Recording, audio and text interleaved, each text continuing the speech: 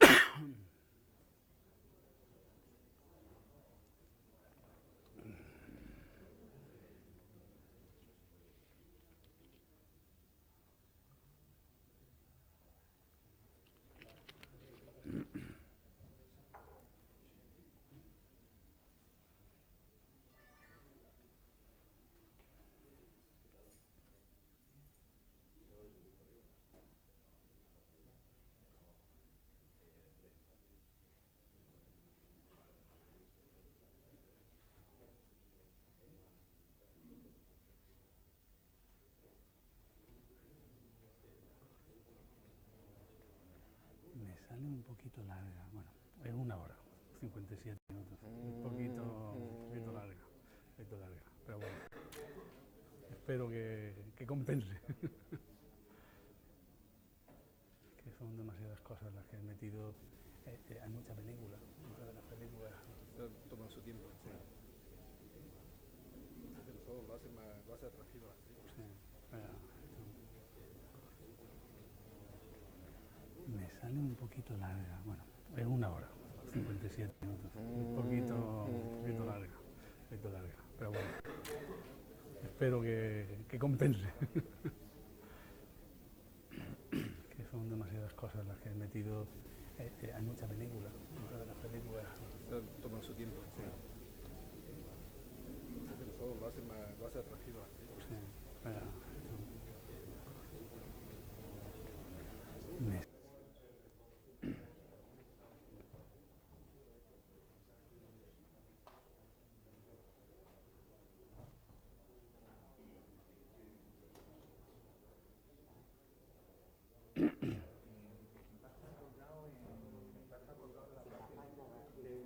Del Instituto de Astrofísica. Creo que vamos a empezar, ¿no? sí. Pero cuando quieras, lo que sí te voy a agradecer con idea a la gente por escuchar, cuanto más te puedas acercar. Ok. No, sí. No, sí. ¿Sí?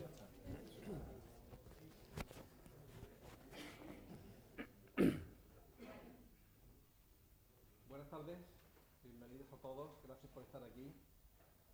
Esta noche es para mí un verdadero placer presentarles al conferenciante José Carlos del Toro Iniesta, nuestro compañero José Carlos, que destaca en un amplio abanico de actividades e intereses dentro del campo de la investigación como científico, propiamente dicho, en los aspectos de desarrollo de teoría, de las observaciones y del desarrollo instrumental, también como profesor, tanto dando clase a nivel de licenciatura como a nivel de grado en universidades dentro de España y en otros países, y en la escritura de libros de texto especializados en inglés, y como especialista también en desarrollo instrumental, de lo que nos va a hablar un poco quizás también en parte hoy. José Carlos desarrolla todas estas actividades alrededor de su interés con todo lo que tiene que ver con el magnetismo solar. José Carlos nace en 1960 en Murcia. Cartagena. En Cartagena. Ups.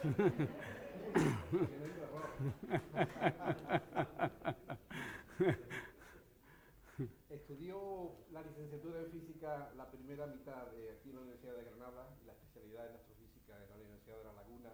Hizo su doctorado en la Universidad de La Laguna y en el Instituto de Astrofísica de Canarias. Luego tuvo una estancia postdoctoral en la compañía o en la Lockheed, la compañía Lockheed en Palo Alto, o el Research Center, en el centro de investigación en Palo Alto, en California, y hizo su toda primera fase de desarrollo postdoctoral después de Estados Unidos. Estuvo en el Instituto de Astrofísica de Canarias. Desde 1998 Está aquí es nuestro compañero en el Instituto de Astrofísica de Andalucía, del que fue director entre 2004 y 2007. Como profesor, ha dado clases en la Universidad de La Laguna, en la Universidad de Granada y en Madrid, en el INTA, el Instituto Nacional de Técnica Aeroespacial.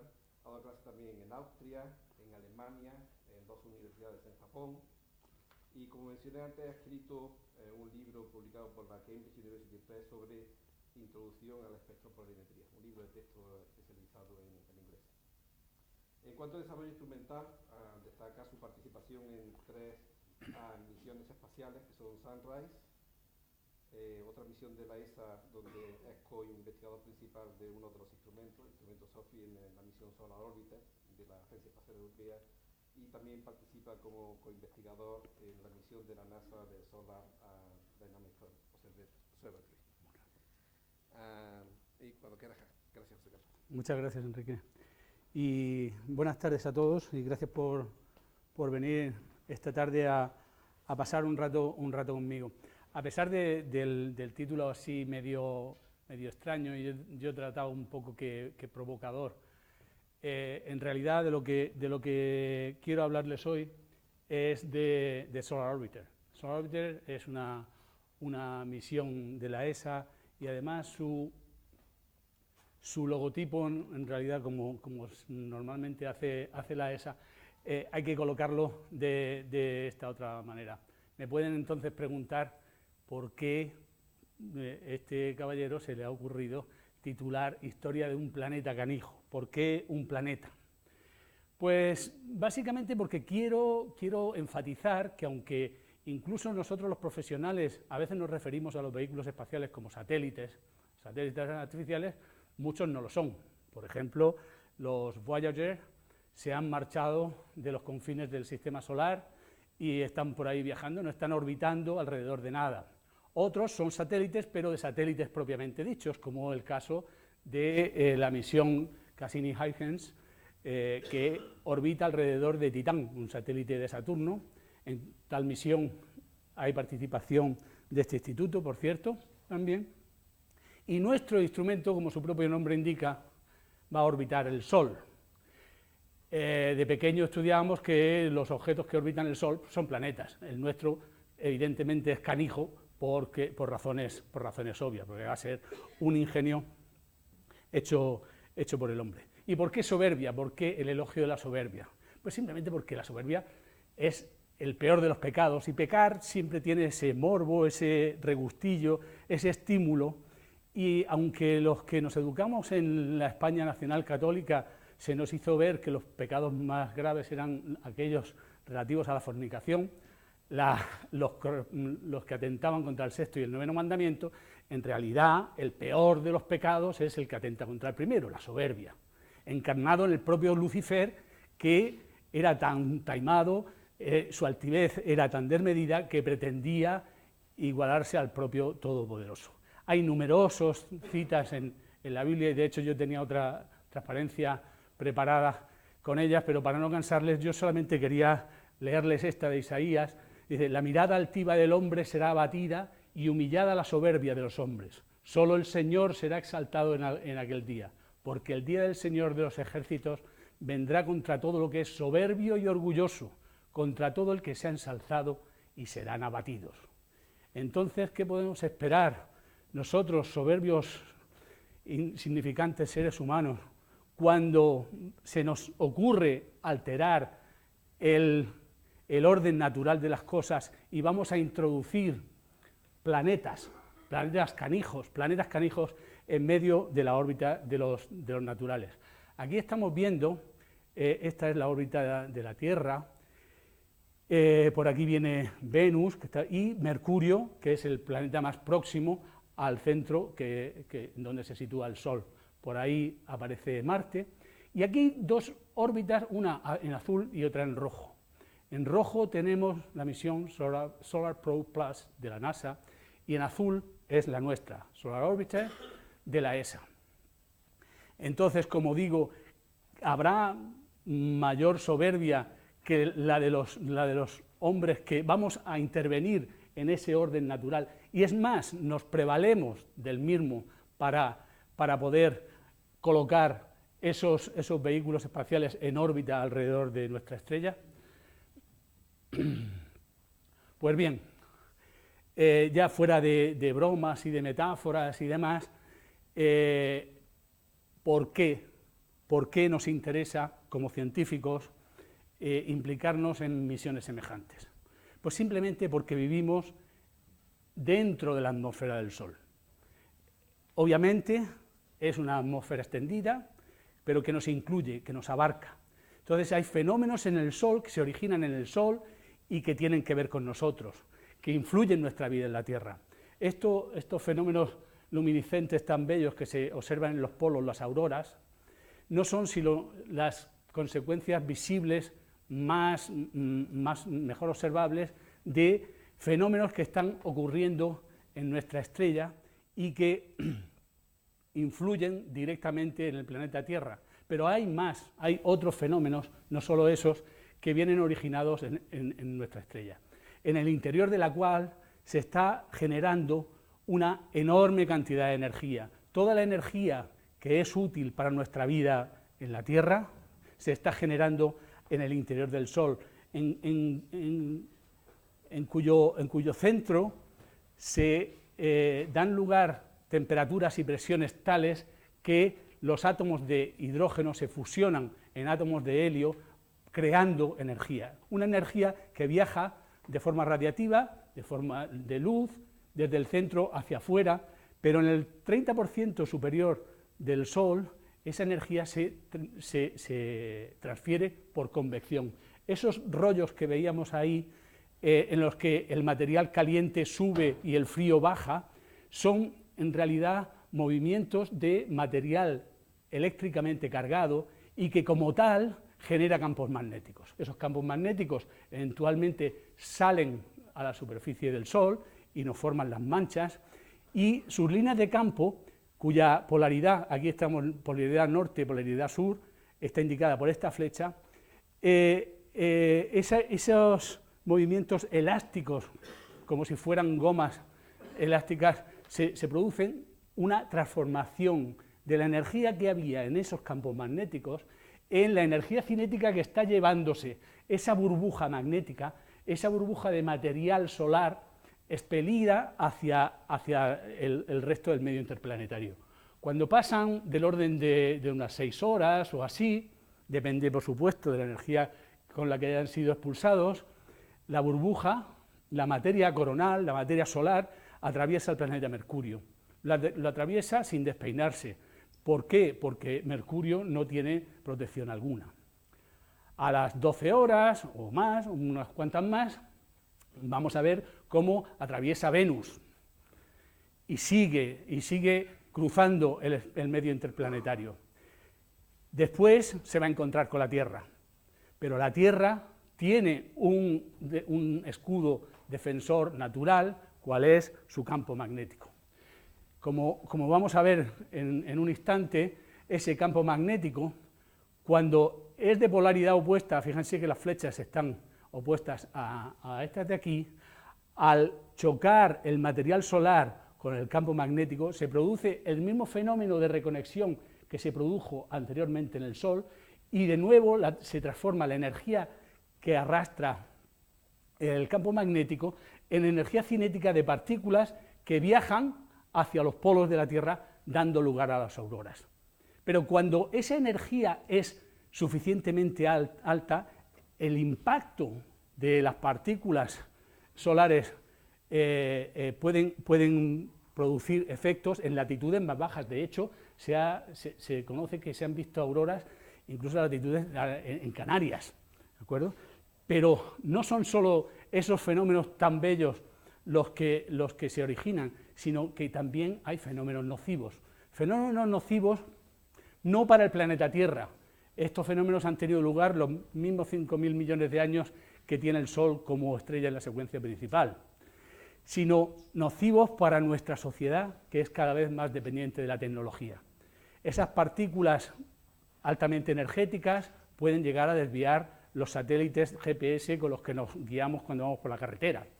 pueden interrumpir nuestras conversaciones por teléfono, cuando nosotros vemos la tele y para ello necesitamos los satélites, los barcos, incluso la vida de seres humanos se puede ver comprometida, la de los astronautas en la Estación Espacial Internacional o la de los pasajeros de vuelos transoceánicos que cruzan los polos. En fin, toda esa serie de fenómenos que pueden tener relevancia para nuestra vida en la Tierra hacen que nos preocupemos por lo que se ha dado en llamar el clima espacial, por lo que ocurre en el Sol y es relevante para nuestra vida en la Tierra.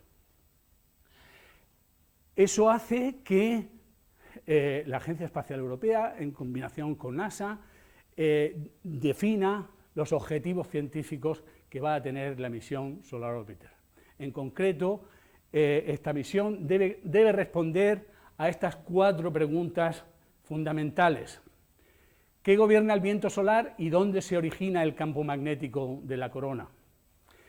¿Cómo gobierna la variabilidad heliosférica? La heliosfera es la esfera que rodea nuestra estrella. Nosotros somos parte de la heliosfera. Los fenómenos transitorios en el Sol que hemos visto en la película. ¿Cómo se hacen las erupciones solares?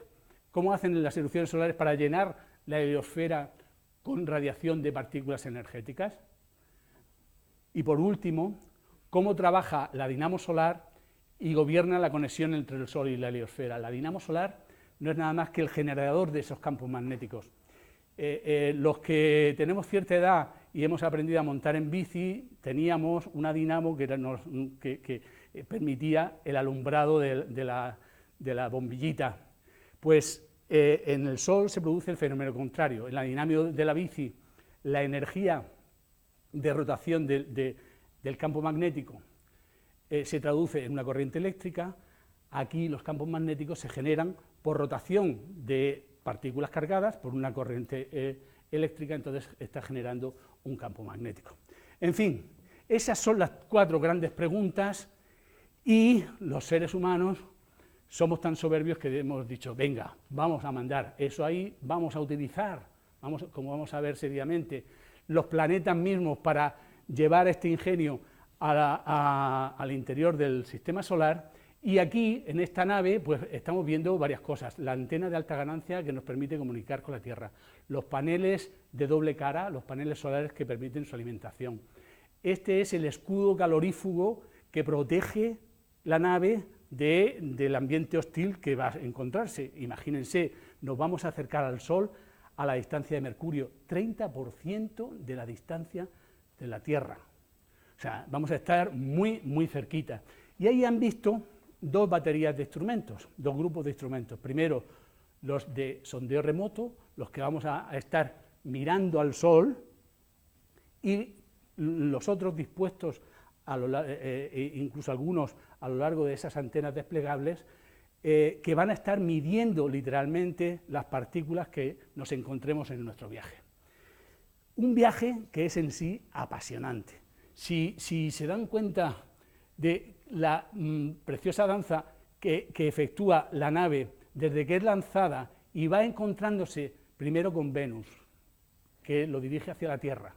La Tierra le vuelve a dar un impulso que lo dirige otra vez hacia Venus, después hacia la Tierra.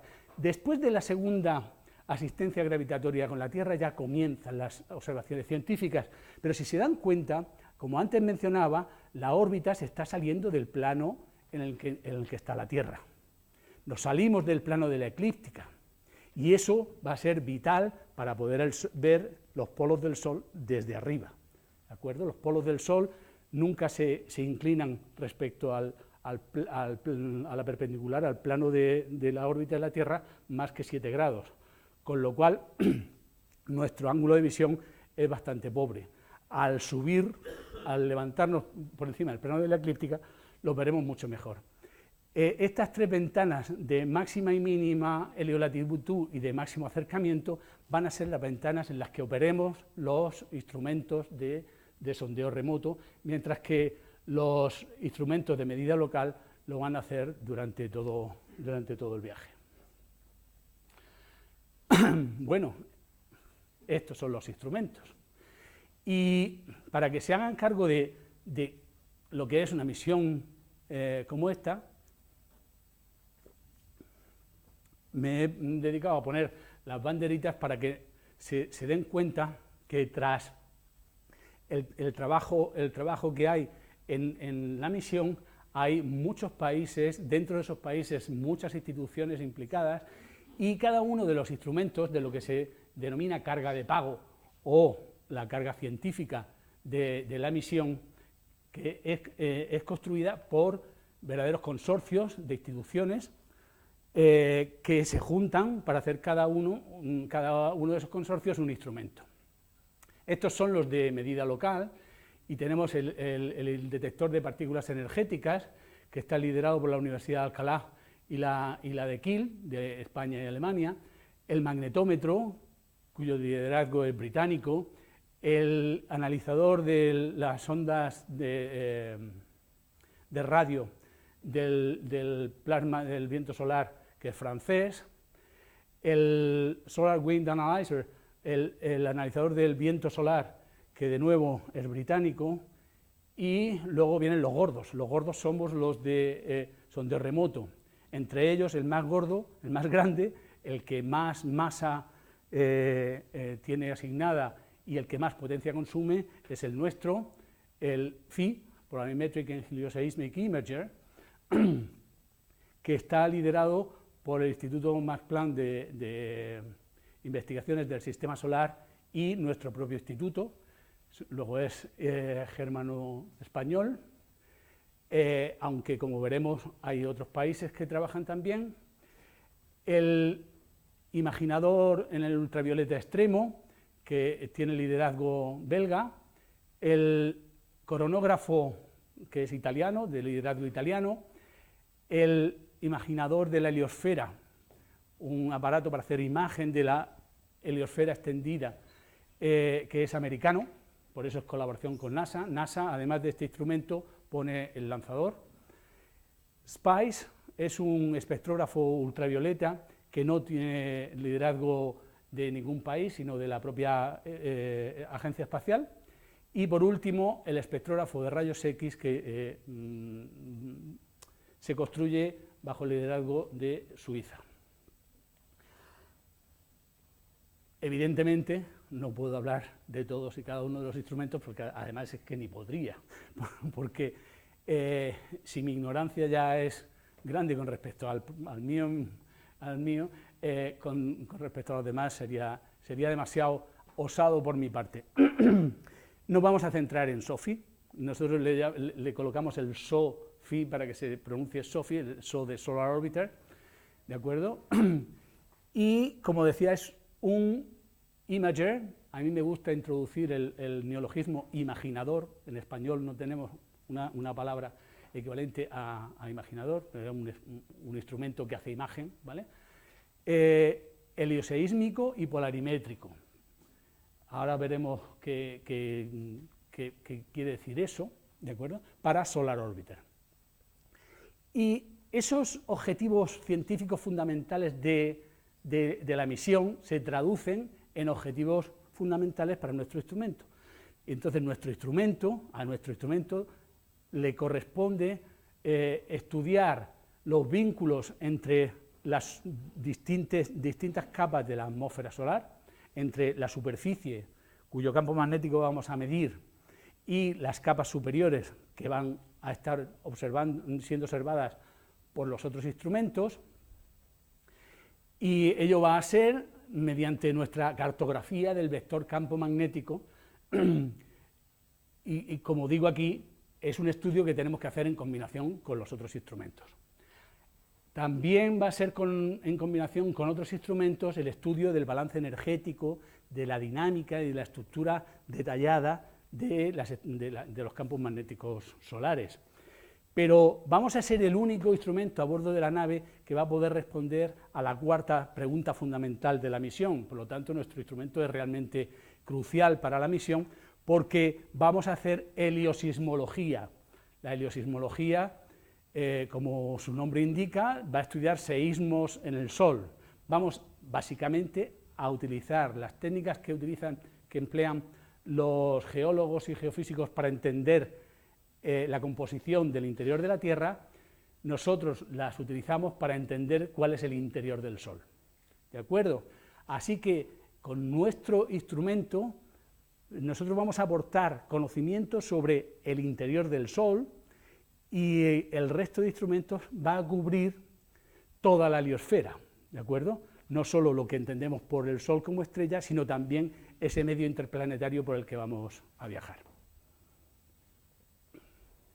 Bueno, pues si nosotros tenemos que hacer cartografía, tenemos que hacer mapas, tenemos que hacer imagen, necesitamos un imaginador y eso lo vamos a realizar con 2 telescopios. Nuestro instrumento lleva, no uno, somos muy chulos y llevamos 2 telescopios. Uno que ambos van a trabajar alternativamente. Uno va a formar imagen del disco completo, el Full Disk Telescope, FDT, luego verán las siglas FDT, y el HRT, que es el High Resolution Telescope, un telescopio que va a observar una cierta región del Sol, escogida por nosotros, en alta resolución. Tenemos que hacer magnetometría, queremos medir campos magnéticos. Para medir campos magnéticos necesitamos medir la polarización. Estamos metiendo palabras, ¿vale? La polarización de la luz es una característica de la misma tan normal como su intensidad, todos lo entendemos, el brillo, o como la longitud de onda, ¿de acuerdo? Porque la luz es una onda electromagnética. La onda electromagnética es una oscilación en un determinado plano, ¿de acuerdo? Y la orientación de ese plano se mide midiendo esa polarización, ¿de acuerdo? Entonces, cuando hablamos de polarización, estamos midiendo esa otra característica de la luz. Nosotros la necesitamos porque justo nos da la información del campo magnético, ¿de acuerdo? Y eso lo vamos a hacer con estos señores, con los retardadores ópticos de cristal líquido, Rockley. Luego comentaré un poquito más sobre ellos porque son uno de los dispositivos singulares de nuestra misión, una tecnología que no ha volado jamás en el espacio y que además es íntegramente española y la estamos poniendo por primera vez en una nave espacial. Tacografía. Queremos hacer mapas de la velocidad del plasma. Para ello necesitamos hacer espectroscopía. Los asiduos de estas conferencias saben que los astrónomos medimos la velocidad a lo largo de la línea de visión. Nosotros no podemos medir las 3 componentes del vector velocidad, porque solo sabemos medir cuán rápido se aleja o se acerca un objeto, ¿de acuerdo? Y eso lo hacemos, con espectroscopía, mirando líneas espectrales que se desplazan cuando están emitidas por objetos que se mueven, ¿de acuerdo? Entonces eso lo vamos a hacer utilizando un interferómetro Fabry-Perot sólido de niobate de litio. Aunque está fabricado en Australia, de hecho ellos son los únicos en el mundo que lo fabrican, el empleo espacial de ese dispositivo también es tecnología española. Y bueno, como ocurre en todos estos instrumentos, el nuestro tiene precursores.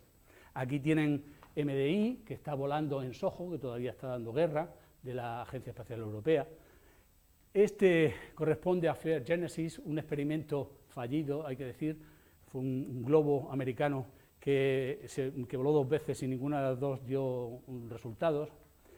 Este tercero también es americano y está volando a bordo del satélite japonés, este sí es un satélite Hinode. Y por último tenemos el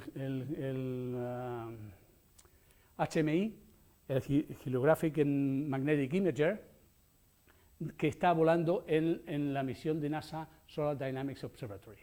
Si se dan cuenta, todos estos instrumentos tienen nacionalidad norteamericana. Afortunadamente, nosotros tenemos un precursor europeo, y en concreto español, y se trata de IMAX. IMAX son las siglas de Imaging Magnetograph Experiment, fue construido por nuestro consorcio español que que estamos ahora trabajando en Solar Orbiter, y ha volado 2 veces en la misión Sunrise, en la misión estratosférica Sunrise, con la que hemos obtenido resultados científicos espectaculares. Pero además hemos conseguido demostrar que esas tecnologías, los Rockley y los etalones, se pueden utilizar en el espacio. Y eso nos pone de alguna manera en la cabeza de futuros empleos de esas tecnologías. Bueno, para reforzar un poco qué es nuestro instrumento, recordemos, necesitamos cartografiar, por tanto, hacer imagen. Lo hacemos con 2 telescopios, pero además, como cualquier movimiento residual de la nave podría introducir efectos espurios, o sea, aparte de emborronar la imagen, nos introduciría señales de velocidad y de campo magnético erróneos, necesitamos llevar un sistema estabilizador de la imagen, que en tiempo real esté corrigiendo esos defectos que nos introducen las vibraciones de la nave. Y para que vean un poquito en detalle, este es el modelo estructural y térmico de la unidad óptica. Tiene estas 2 placas sujetas por una estructura Serrurier. Aquí vemos ¿cómo se dice?, el sustrato del telescopio, del espejo primario del telescopio de alta resolución. Ese es el camino óptico común de ambos telescopios. Este es el telescopio de disco entero. Y ahora, si lo vemos del otro lado, de nuevo aquí tenemos el camino óptico común, el telescopio de disco entero y bueno, un montón de cables y historias, porque estos modelos se hacen para ir comprobando, para ir cotejando todo, porque como comprenderán, no podemos dejar ni un cabo suelto, lo cual es bastante difícil, porque nada más que ver esas marañas de cables y ver la cantidad de piezas que hay ahí reunidas, pues resulta un reto en sí mismo. Tenemos que hacer magnetometría, y esa la hacemos con los Rockley, ¿verdad? Pues aquí los tienen ustedes. Estos son los paquetes moduladores de polarización. No me voy a entretener en ellos. Después voy a comentar, sí, un poquito, y espectroscopía, y esa espectroscopía la hacemos con este señor, que es el etalón de niobato de litio. Y como les comentaba, un proyecto de estos no se puede hacer por un solo instituto ni por un solo país. Siempre hay consorcios internacionales implicados. En nuestro caso, Alemania pone del orden del 43-44% del presupuesto, y por eso el Instituto Max Planck de Investigación del Sistema Solar es el instituto de investigador principal.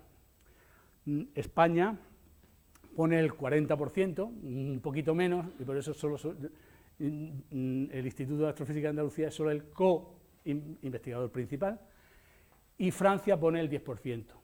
El resto, en pequeñas cantidades, lo ponen países nórdicos, Suiza y Estados Unidos.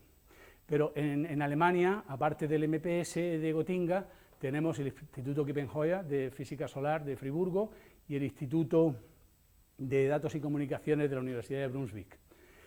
En Francia tenemos el Instituto de Astrofísica Espacial de Orsay, y en España, además de nuestro instituto, nos acompañan el Instituto Nacional de Técnica Aeroespacial de Torrejón de Ardoz, el Grupo de Astronomía y Ciencias del Espacio de la Universidad de Valencia, el Instituto Ignacio de Arriba de la Universidad Politécnica de Madrid, la Universidad de Barcelona, el Departamento de Electrónica de la Universidad de Barcelona y el Instituto de Astrofísica de Canarias.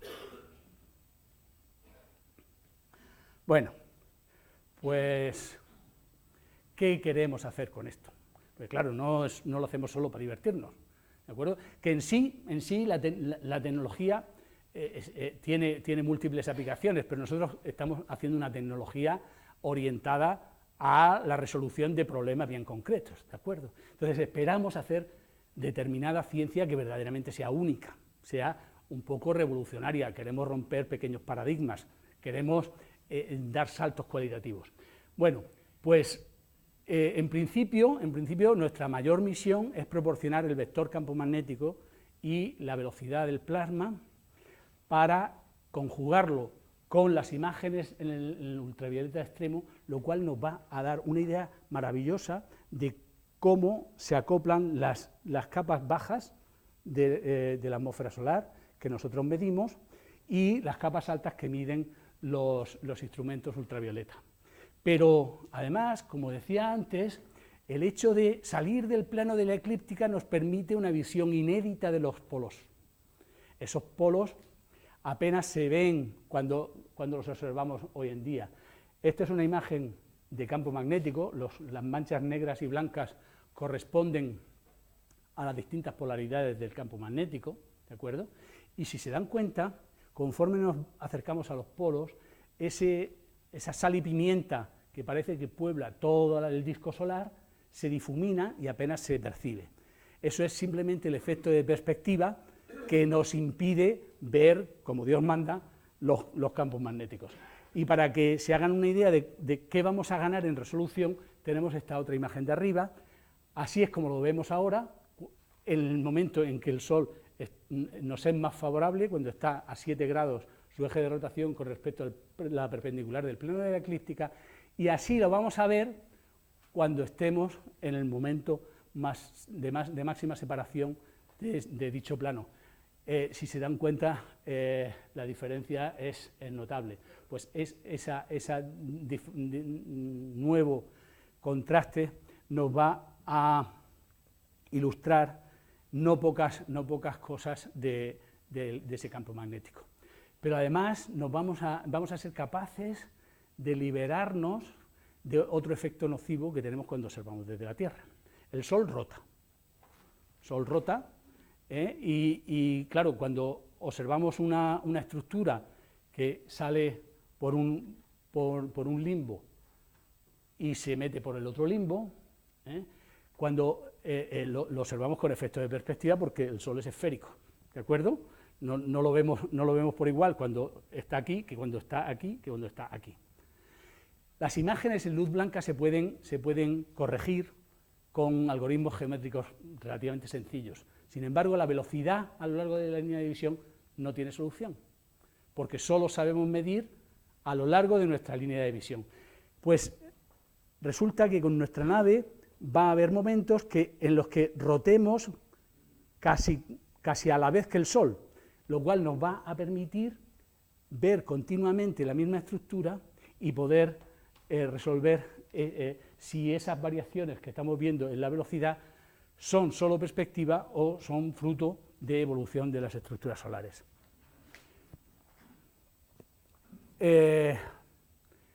Vamos a tener un chisme muy cercano al Sol y va a tener, como han visto, distintas situaciones relativas con respecto a la Tierra. ¿De acuerdo? Va a haber momentos incluso en que estemos en oposición. Solar Orbiter en la cara oculta del Sol, en cuyo momento vamos a poder por primera vez medir el campo global del Sol. Eso es muy importante porque ahora mismo tenemos teorías que predicen cómo va a evolucionar la actividad solar, pero solo la predicen. Como la rotación del Sol es de 23 días, tenemos que esperar demasiado tiempo para saber lo que hay en el otro lado. Por primera vez vamos a verlo en vivo y en directo. Vamos a tener visión estereoscópica y eso nos va a permitir medir mejor el campo magnético y medir mejor la velocidad cuando midamos con Solar Orbiter y con un instrumento terrestre o en órbita cercana a la Tierra. Pero, como les decía antes, gran parte de la ciencia importante que va a obtener Solar Orbiter va a tener que ver con los polos. En esta película que están viendo vemos la evolución acelerada del ciclo de actividad solar. Aquí estamos viendo condensados las variaciones del campo magnético solar en el ciclo de 11 años.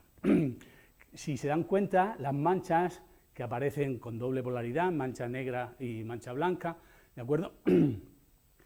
Aparecen básicamente en las zonas ecuatoriales, y conforme avanza el ciclo van desapareciendo y los campos magnéticos ya muy pequeñitos van migrando hacia los polos.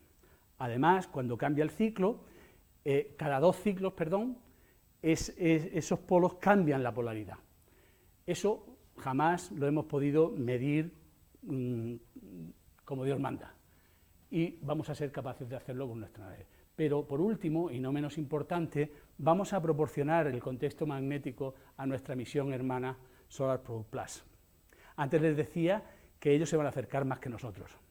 Los americanos son más osados y se van a aproximar al Sol hasta 9 radios solares. Van a meterse directamente en el Sol. Pero claro, eso lo hacen pagando un precio. Ese precio es que van ciegos. No tienen instrumentos de sondeo remoto, solo de medida local. Entonces, nosotros le vamos a dar esa información que en determinados momentos va a ser vital para ellos, y por eso la comunicación entre ambas misiones es un hecho importante. Sin querer entrar en detalle, sí que quiero un poco que se queden con la copla de cómo vamos a hacer estas cosas, ¿vale? Y a mí me gusta presumir con mis colegas nocturnos diciendo que lo que nosotros hacemos es espectroscopía 5D. Ellos se ufanan diciendo que hacen espectroscopía 3D. Eso es de aficionados, ¿vale? Nosotros hacemos espectroscopía 5D. ¿Por qué? Vamos a ver. La espectroscopía de 3D no es más que esto que estoy tratando de enseñarles aquí. Nosotros, imagínense que del espectro solar elegimos una línea espectral, esta en concreto, de hecho la nuestra es una línea de hierro neutro a 617,3 nanómetros, y yo hago un corte de la imagen esta, del brillo de esa imagen, y tengo una línea de absorción como esta de aquí. Nosotros vamos a estar midiendo en 5 longitudes de onda muy precisas de esta línea más en otra en el continuo. Vamos a estar barriendo la línea espectral, que aquí la vemos en vertical, ¿de acuerdo? Y vamos a medir en estos 5 longitudes de onda más en el continuo. En cada una de esas longitudes de onda vamos a hacer una imagen, ¿vale? Y eso es espectroscopía 3D. Tenemos 2 dimensiones espaciales, X e Y, y la longitud de onda, la tercera dimensión. Pero resulta que como nosotros vamos a hacer polarimetría, para hacer polarimetría no nos basta con tener una imagen, necesitamos 4. Nosotros somos también más arrogantes, ¿eh? Entonces necesitamos 4 imágenes donde los demás necesitan 4. Entonces ya tenemos 4 dimensiones. Pero si antes me refería a la heliosismología solo obtiene información tras medir ininterrumpidamente el campo magnético y la velocidad del plasma solar. Esa medida ininterrumpida hace que la dimensión temporal sea per se una dimensión en nuestro instrumento. Así que nosotros hacemos espectroscopía 5D. Lo que los astrónomos nocturnos dicen es que nosotros tenemos un cubo de datos, nuestros datos son 2 dimensiones y luego la tercera es la longitud de onda. Nosotros no nos lo podemos imaginar porque tenemos cubos de 5 dimensiones, ¿de acuerdo? Somos más listos los solares, está claro. Pero lo que nosotros pretendemos hacer es, de esas imágenes polarizadas en cada una de las longitudes de onda, como estas, aquí tenemos los 4 parámetros de Stokes que nos dan esa idea de esa polarización. Estamos viendo una mancha solar en esos 4 estados de polarización y queremos, porque además no podemos hacerlo de otra manera, queremos traducir esas imágenes, esas 4 imágenes, en estas otras 4 que nos dan las 3 componentes del campo magnético y la velocidad a lo largo de la línea de visión. Y eso nos vemos obligados a hacerlo a bordo de la nave. Eso es otra de las mayores osadías en que incurrimos en nuestra misión, en nuestro instrumento en concreto. Eso es algo que el 99,5% de mis colegas nos dicen que estamos locos. Jamás un astrónomo se fía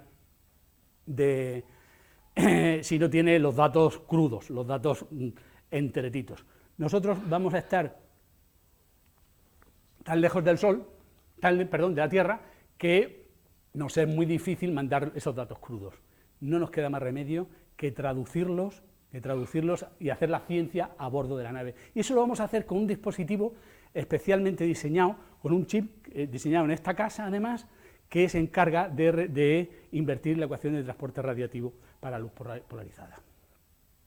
Así que SOFI es el instrumento total. Hace todo lo que un astrónomo puede hacer con la luz, y más. Es un imaginador diferencial, porque necesitamos hacer diferencias de imágenes para poder medir el campo magnético, para medir la polarización y las velocidades. Va a estar limitado por difracción, eso quiere decir que vamos a intentar no desperdiciar las posibilidades de resolución que nos da nuestra óptica. Va a ser sintonizable en longitud de onda, porque necesitamos cambiar esa longitud de onda. Casi monocromático. Vamos a aislar 100 miliangstroms. Cada una de nuestras medidas son de 100 miliangstroms. Eso es muy, muy poco. Vamos a ser sensibles a la polarización y además le añadimos sofisticadas capacidades de procesamiento a bordo. Y ahora vienen unas cuantas fotos para que veamos que eso que es un sueño, es un concepto que ha seguido un flujo natural desde los objetivos de la misión, que se traducen en requisitos para el instrumento, luego se traduce en algo real, en algo que primero se dibuja y después se fabrica, ¿de acuerdo? Aquí tenemos los dos telescopios, el camino óptico de los dos telescopios, del de alta resolución y del de baja resolución. Este es el camino óptico común a ambos. Aquí tenemos el filtro, el etalón, y aquí tendremos la cámara, el detector, donde se van a ver las imágenes. Estos son los sustratos de los dos espejos del telescopio de alta resolución, y esta es una visión del telescopio de baja resolución. Antes les decía que tenemos un correlador, que teníamos un estabilizador de imagen. ¿Cómo funciona eso? Pues eso es, aunque es bastante estándar, es muy ingenioso. Este es el telescopio de alta resolución, su espejo primario, y aquí tenemos el secundario, que es un espejo ágil. Es un espejo que se puede mover, tiene actuadores que lo permiten moverse, ¿de acuerdo?, en dos ejes. Entonces, la luz viene por aquí, va para allá, por aquí pasaría al resto del instrumento, y parte de esa luz, un trocito, nos lo quedamos. Y aquí tenemos una cámara especial de ese correlador, que lo que hace es lo que hace es estar midiendo, haciendo imagen, y esa imagen en el cerebro del instrumento, en la DPU, se compara con una imagen de referencia, y las diferencias relativas entre ambas indican al sistema cómo tiene que mover el espejo ágil para, en tiempo real, corregir lo que está mal. Lo que veíamos antes, de verdad, lo tenemos aquí en dibujo. Es que me encantan estos dibujos nunca había pensado yo meterme en líos de estos, pero una vez que me relaciono con ingenieros, veo que hacen unas cosas muy bonitas. O sea, los diseños estos son casi más bonitos que las piezas de verdad, porque es que hablan por sí solos.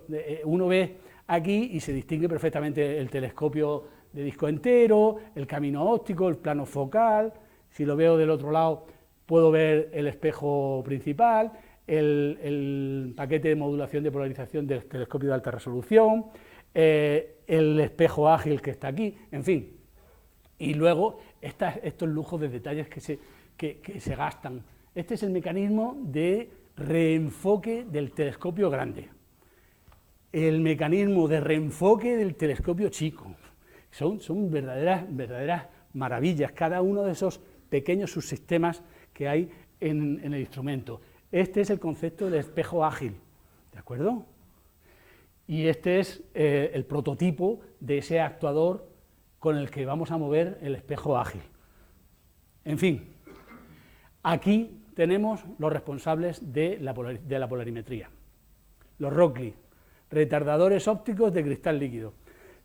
queríamos, como es tecnología española, queríamos haber vendido las siglas, pero no hemos convencido a los guiris, y en guiri, en inglés, se llaman LCVRs, pero bueno. Nuestros Rockley son sándwiches de vidrio con un gel en medio. Ese cristal líquido es un gel, de acuerdo, con propiedades electro-ópticas, al que cuando actuamos eléctricamente cambia sus propiedades de polarización y nos ayuda a medir aquella orientación de la oscilación del campo eléctrico de nuestra luz, ¿de acuerdo? La gracia de estos señores es que no pesan, no ocupan espacio y sustituyen láminas que son verdaderamente pesadas y que son hechas rotar por motores, los cuales introducen ruido en el sistema, vibraciones, cual perjudica la calidad óptica. Entonces, estas soluciones que se están utilizando tecnológicamente de forma tradicional en otras misiones espaciales, nosotros nos las quitamos de en medio y tan solo con más o menos 15 voltios somos capaces de medir lo que miden esos instrumentos. Pero además, nosotros tenemos que garantizar que los objetivos científicos se cumplen y queremos medir la polarización con precisión de la milésima. Pues eso quiere decir que tenemos que exigir al fabricante que esas placas de vidrio sean verdaderamente planas, porque en el momento que tengan una rugosidad mayor del 4%, se nos estropea. Ya perdemos esa precisión polarimétrica. Pero ese 4% significa unas pocas decenas de nanómetros. Estamos hablando de milésimas o centésimas de micra, la rugosidad que se le puede permitir a las placas. Y además tenemos que controlarlos térmicamente, mantenerlos con precisiones mejores que 0,3 grados. Esto ya es hardware de verdad, es el modelo estructural y térmico de esos moduladores de polarización. Aquí tienen el responsable de la espectroscopía, el etalón sólido de neovatio de litio, pero en realidad, de todo este aparataje, el etalón es este bicho de aquí, solamente. Todo lo demás, toda esta parafernalia, es un horno, un verdadero horno, que hay que hacer especial para tener ese etalón en un baño térmico con precisiones mejores que 45 milikelvin, 4 centésimas de grado. No podemos permitir que las variaciones, mientras que medimos, que las variaciones de la temperatura sean mayores que 4 centésimas de grado, porque en tal caso nuestras medidas serían peores que 100 metros por segundo en el Sol. Nosotros ambicionamos a medir la velocidad del plasma solar con precisiones mejores que 100 metros por segundo. ¿De acuerdo? En fin, de nuevo, el hardware, la pieza de verdad, es esta de aquí. Bueno, pues para gobernar todo esto necesitamos electrónica. ¿De acuerdo? O sea, los instrumentos astronómicos son fundamentalmente ópticos, pero sin electrónica y sin software nada funcionaría. Aquí tenemos el concepto de la electrónica del instrumento, que está basado en una serie de tarjetas, cada una con una funcionalidad específica. Esta es el cerebro del instrumento, la unidad de procesamiento digital.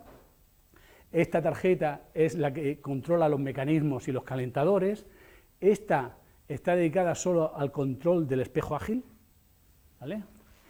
Esta de aquí suministra la potencia para el alto voltaje que gobierna el etalón, no lo he dicho antes, pero el etalón, para hacer la espectroscopía, para movernos en longitud de onda, lo que hacemos es actuarlo con alto voltaje, con más o menos 5.000 voltios. ¿De acuerdo? Pues eso necesita una fuente de alimentación especial que va en esta tarjeta. Y estos dos señores de aquí, que son exactamente idénticos, son los únicos elementos redundantes de nuestro instrumento, y lo son porque la ESA nos lo exige, son la interfaz con el resto de la plataforma, y son la fuente de alimentación, ¿de acuerdo? Son los módulos convertidores de potencia. Todas estas tarjetas se comunican por un sistema de distribución eléctrico que tenemos aquí y actúan sobre todos estos elementos que son los que se encuentran en el banco óptico, ¿de acuerdo? Aquí tenemos pues, el plano focal, el mecanismo de reenfoque del correlador, la cámara del correlador, el mecanismo de selección de telescopios, etcétera, etcétera, etcétera.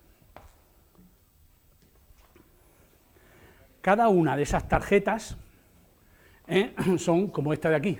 En concreto esta es la de control de mecanismos y calentadores, que como pueden ver va bien poblada de dispositivos elementales. Y estas tarjetas se montan en una estructura solidaria como esta de aquí, de forma que aquí están las dos fuentes de alimentación, la tarjeta de control de mecanismos, la controladora del espejo ágil, la DPU, el cerebro del instrumento, y por último la fuente de alto voltaje, porque es el elemento más perturbador para no interferir electromagnéticamente con las otras tarjetas, va arriba de todo. Bueno, cuando yo empecé en esta historia no me podía imaginar lo complicado, lo difícil y lo caro que es diseñar cables para el espacio. Los cables son una pesadilla, pero claro, son el vínculo que une las dos partes fundamentales del instrumento.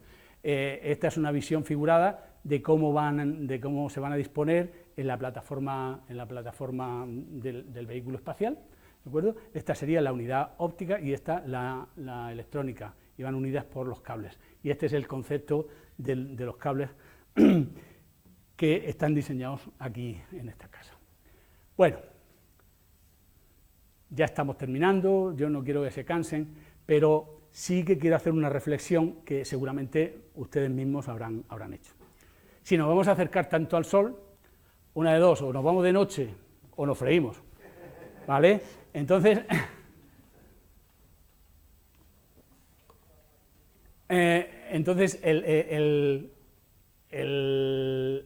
la misión, no el instrumento, la misión en sí es un problema térmico.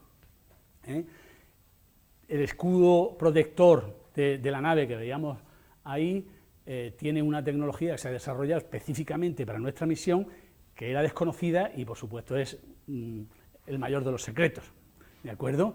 No en vano la NASA ha desarrollado el suyo por su parte y tal, porque hay una competencia y unos intereses industriales clarísimos, ¿de acuerdo? Pero en el caso de nuestro instrumento también nos tenemos que buscar la vida. Y como vamos a vivir en situaciones tan hostiles, si se han dado cuenta, la órbita es muy elíptica.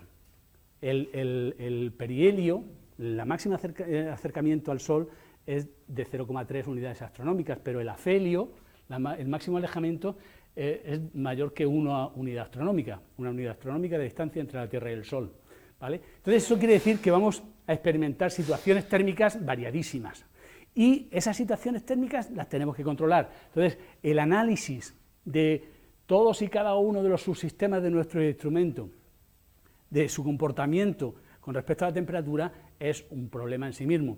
Pero lo que sí son un problema en sí mismo son estos dos señores de aquí, o estas dos señoras, porque son las ventanas calorífugas de entrada. ¿Qué son esas ventanas? Pues son nuestros anteojos, los que nos van a proteger, los que nos van a permitir mirar al Sol, pero a la vez nos van a proteger para no calentarnos de más, ¿de acuerdo?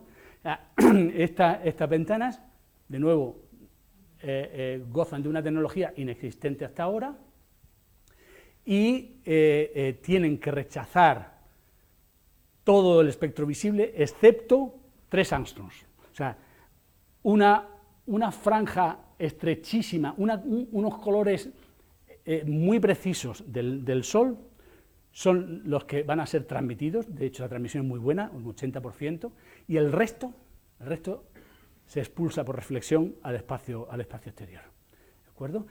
Como pueden entender, diseñar eso es verdaderamente un reto tecnológico en sí mismo, pero además esas sujeciones esas sujeciones son muy delicadas, porque nuestro instrumento, he dicho que es el más complejo que un astrónomo puede concebir. ¿Por qué? Porque tenemos que medir polarización. Eso quiere decir que cualquier tensión diferencial entre las sujeciones de la ventana introduce efectos espurios en nuestra medida, ¿de acuerdo? Y todo eso hay que tenerlo controlado, una verdadera pesadilla, pero a la vez un reto realmente fascinante. Bueno, entonces si empezaba haciendo un elogio de la soberbia, déjenme terminar cometiendo el pecado de orgullo. En realidad, soberbia y orgullo son palabras casi sinónimas, ¿de acuerdo? De hecho, preparando esta charla, he descubierto que en inglés, el idioma con un vocabulario más extenso de los que existen en la Tierra, no hay diferencia entre orgullo y soberbia, pero nosotros sí la tenemos. Digamos que el orgullo es como un poquito más venial. Es gordo, es un pecado gordo, pero es un poquito más venial. Y me enorgullezco en pecar por lo que van a ver, porque esta es la lista de las tecnologías críticas de nuestro instrumento, ¿vale? Entonces, como vemos, la primera es las ventanas calorífugas de entrada. Esas ventanas las está desarrollando una industria italiana bajo contrato con el Instituto Alemán. El detector científico también ha tenido que ser específicamente diseñado para nosotros y lo hace una empresa belga bajo contrato con el Instituto Alemán. La soldadura de nuestro inversor electrónico, ese chip que estamos haciendo nosotros aquí, es la soldadura en sí, requiere una tecnología que antes no había en Europa, y su cualificación espacial la tiene que hacer el Instituto IDA de Alemania. Pero estas otras tres son tecnología española. Y yo diría que por primera vez va a haber una misión espacial con semejante despliegue de tecnología única española. En concreto, la cualificación espacial de los Rockley y del Etalón son responsabilidad de nuestro grupo, liderados por el INTA, por el Instituto Nacional de Técnica Aeroespacial. Y, por último, y no menos importante, nuestro inversor electrónico en la ecuación de transporte radiativo es el primero que se desarrolla en el mundo y se hace en esta casa. Pero además, me llena de orgullo decir que el instrumento entero hereda no solo tecnología, sino el propio concepto de ese otro instrumento en que nos embarcamos en 2002, ese grupo de instituciones españolas, y que dio lugar al instrumento IMAX, con el que aún hoy en día estamos obteniendo resultados científicos muy buenos. Esos resultados científicos no habrían sido posibles sin la colaboración de los verdaderos artífices de este instrumental, que son los ingenieros. Sin ellos los científicos no podríamos albergar las expectativas que nos permitimos albergar para el futuro de nuestro instrumento. Y en esta sala hay unos cuantos. A mí me gustaría que por favor se levanten y les demos todos un aplauso. Muchas gracias. Por favor. Juanpe, Dani, María, venga. Juanpe, levántate. Son muchos más, pero me han dejado estacada. Muchas gracias a todos. Buenas tardes.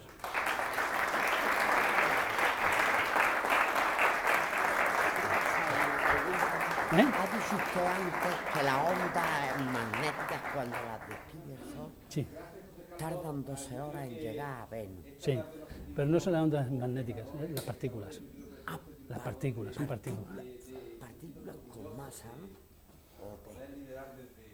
Esa velocidad puede variar, que es la que van a estudiar, si varía o no varía, y lo que varía. Exactamente.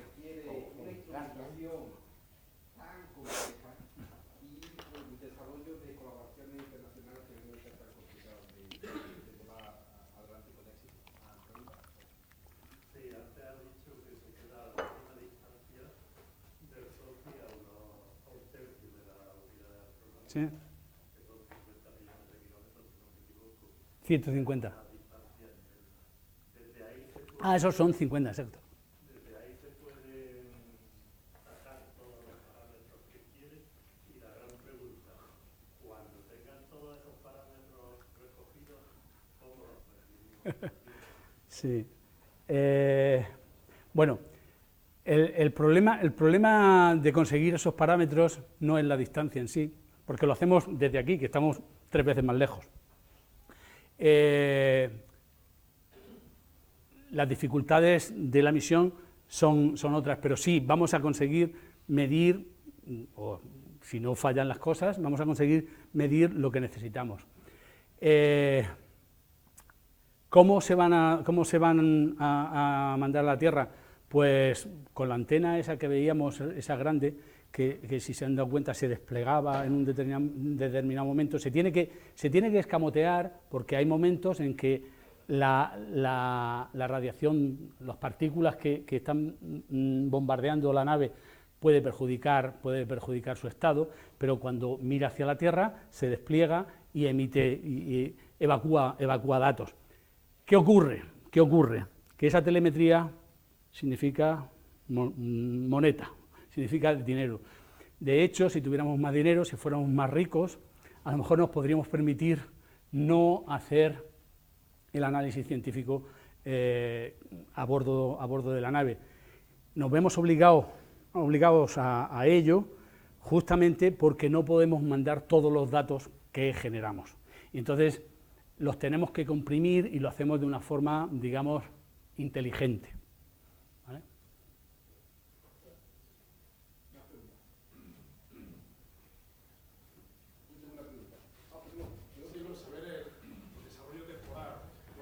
Desarrollo temporal. Eso es una pregunta muy pertinente, porque yo cuando recapacito sobre ello, a veces hasta me mareo. Esta misión se concibió en el año 2000. Empezó a discutirse sobre el año 2000. Ha tenido diversos avatares en los ámbitos administrativos y científico-administrativos de la agencia. Y allá por 2004-2005, cuando ya nosotros nos habíamos embarcado en el desarrollo de IMAX, precisamente teniendo como socios a MPS, el mismo instituto alemán con el que trabajamos ahora, parecía empezarse a ver luz al fondo del túnel y que la misión se iba a aprobar. Entonces empezamos a hacer los desarrollos de concepto, 2004. Estamos en 2015. Vamos a lanzar en 2018. Bueno, para que se hagan una idea, lanzamos en 2018 y tenemos que entregar a la agencia en 2016. O sea, la agencia nos mete mucha prisa, pero luego se toma su tiempo, porque bueno, es normal, tienen que ensamblar todos los instrumentos en la nave. 2018, octubre, lanzamos. Se va a tirar 2 años y pico viajando, dando vueltas hasta que nos den el go para empezar a tomar datos, ¿de acuerdo? Entre tanto, haremos calibraciones y empezaremos a comprobar que las cosas están como deben estar, ¿verdad? Pero los datos científicos de verdad no empezarán a llegar hasta finales del 20 o principios del 21. Hasta el 24 la misión nominal y hasta el 26-27 la misión extendida. O sea, estamos hablando de 23 años. Casi toda una vida, una generación casi, sí que la pillamos. ¿Sí? La órbita, también son datos, son curiosos y que no he mencionado. Claro, claro. Las órbitas ya estables, cuando estemos orbitando el Sol, van a durar medio año, 150 días. Las ventanas de observación de los instrumentos remotos solo duran 10 días. Nosotros solo vamos a observar 30 días cada medio año. O sea, una pena. Todo este esfuerzo para luego observar 30 días cada medio año, tirar los datos crudos y traernos lo que resulte de allí. Bueno, allí el responsable de que salga bien será aquel muchacho de allí. Si no, ya le pondremos el castigo pertinente. Se me va. Ah, sí, claro. La temperatura, yo no lo sé, quizá María sí lo recuerde, pero las temperaturas no operativas van entre 100 y menos 200, ¿es eso? Entre 100 y menos 200 grados, las no operativas. Luego, en las operativas, ¿cuáles son? Es que bueno, del orden de entre 20 y 80, una cosa así. Eso para nuestro instrumento, ¿de acuerdo? Pero hay situaciones en las que la nave va a soportar unos gradientes térmicos terribles. O sea, no se va a poner demasiado caliente, que uno se piensa que por estar tan cerca del sol va a estar muy caliente, pero como no hay materia, que calentar, no se calienta, pero sí se calienta y se va a poner el escudo a unos 600 grados y la parte trasera a menos 100, ¿de acuerdo? Y esto estamos hablando de un chisme que será, no sé, 2 metros por 2 metros o 3 metros, o sea, como esto de aquí, no, poco más grande que esta pantalla, ¿de acuerdo? Y 700 grados de gradiente, o sea, eso no es ninguna tontería. ¿De acuerdo? Eso cualquier tornillo de los que ponemos aquí se suelta rápidamente. O sea, que realmente el esfuerzo tecnológico es formidable. ¿Sí? No hay pregunta tonta. Hay respuestas estúpidas, pero preguntas tontas ninguna. Si el Sol tuviera la inclinación de 23 grados, como tiene sobre el plano de la eclíptica de la Tierra, ¿sería necesario mandar el instrumento? La vida no sería muchísimo más fácil. Hombre, poniéndonos a 35, como nos vamos a poner, siempre estaríamos mejor, pero efectivamente, o sea, de tonta no tiene nada. Esa es la cuestión, que el eje de rotación del Sol no está suficientemente inclinado con respecto a nosotros para que nosotros lo podamos ver. ¿De acuerdo?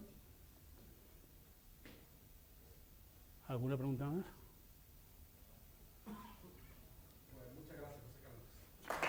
Gracias.